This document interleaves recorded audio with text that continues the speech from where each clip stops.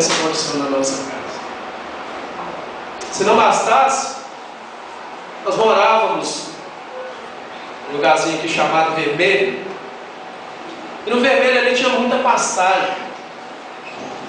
Os irmãos conhecem, né, o que é o cogumelo. E nós vinhamos falando daquele de cogumelo, começamos a tomar cogumelo. A cogumelo ficava todo mundo doidão, só rindo. Todo mundo rindo. Nessa época, infelizmente, já havia acontecido a desestruturação da nossa família. Os meus pais já haviam se separado. Eles se separaram. Não sei com que razão meu pai conseguiu algo inédito de ganhar a nossa guarda ali naquela época. Então fomos morar com meu pai. Meu pai era um moço muito nervoso mesmo. E eu creio que isso não era culpa dele não, sabe? Porque a maldição já estava estabelecida da parte do pai dele. Porque o que me consta, o pai dele tratava da mesma forma. Então meu pai era um camarada muito violento. Então se separou da minha mãe e nós fomos morar ali no Vermelho. Se não bastasse, pouco tempo depois,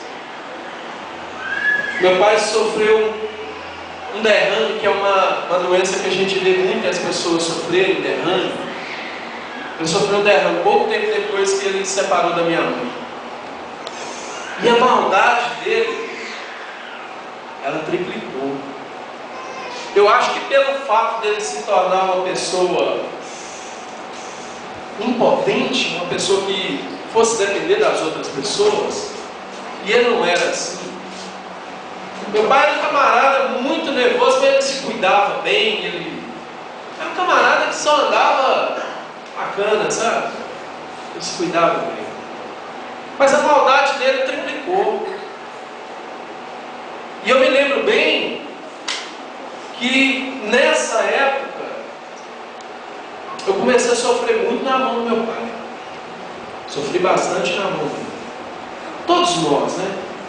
E eu quero de antemão dizer para os irmãos aqui que eu não tenho nenhum problema com meu pai. Eu não sou frustrado com meu pai pelo fato de tudo que aconteceu.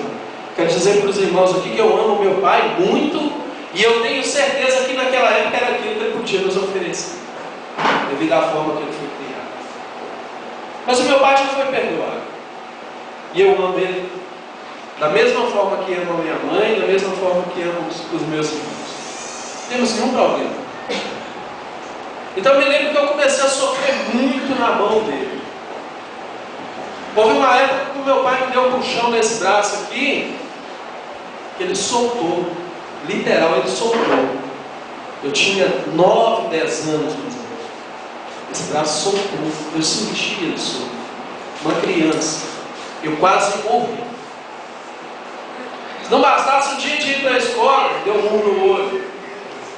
Não bastasse um outro dia atrás, o tanque me jogou uma escova de roupa da casa de madeira, pegou na minha testa. Então meu pai era um cara extremamente agressivo. Muito agressivo. Mas o pai dele também não dava muita coisa para eles não. Era a mesma coisa. O que é certo é uma coisa, gente, que nós viemos já de uma família desestruturada.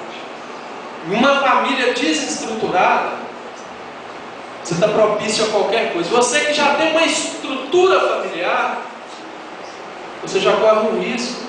Todos nós sabemos aqui que o maior desafio que nós temos hoje é de criar um filho nessa época. Então nós já estávamos ali vivendo aquela situação, todos crianças, e nós estávamos ali prontos para qualquer coisa que acontecesse. Eu me lembro que um dia, passando por essas... Aqui no bairro Amazonas, aqui tinha uns caminhozinhos assim, que a gente saía num lugar que chamava Tanque do Asilo. Alguém lembra desse lugar? Tanque do Asilo, alguém lembra? Se lembra, levanta a mão, fazer favor. Tanque do Asilo. E eu me lembro, queridos, que num dia desses, Eu já ia passando num caminhozinho daquele, e você sabe que mamona dá uma árvore, né? Ela vira uma árvore. E quando eu olhei debaixo do pé de mamona, tinha um moço sentado. E esse moço está aí até hoje. E esse moço estava fumando maconha. Ele estava fumando maconha e ele me conhecia bem, porque ele era chegado do meu irmão. Aí ele virou para mim e falou: senhor Rodrigo, e aí? Quer experimentar? Até então já tinha cheirado tinta, já tinha cheirado cola. Cheirinho, esses negócios já era coisa do passado. E ele me ofereceu, ele não fechou a boca direita, eu aceitei. E ali começou toda essa história. Essa história durou na minha vida 14 anos. 14 anos. Durante 14 anos eu fui dependente de drogas. E se não bastasse drogas, haviam outras drogas, como bebida. Muito mais. Faltando beber veneno, para te falar. Faltou veneno. Mas o resto que pude usar, eu usei. Mas ali começou toda essa história que gerou 14 anos. E eu costumo dizer que são 14 anos e um mês. 14 anos e um mês. 14 anos de desgraça, 14 anos de desonra, 14 anos de sofrimento, 14 anos de engano, 14 anos lançados fora, por causa de não termos uma estrutura familiar. É importante, queridos, que nós venhamos nesse tempo que nós estamos vivendo. Há alguns anos atrás, acontecia o que aconteceu comigo. E nos dias de hoje, acontece muito pior. Então foram 14 anos.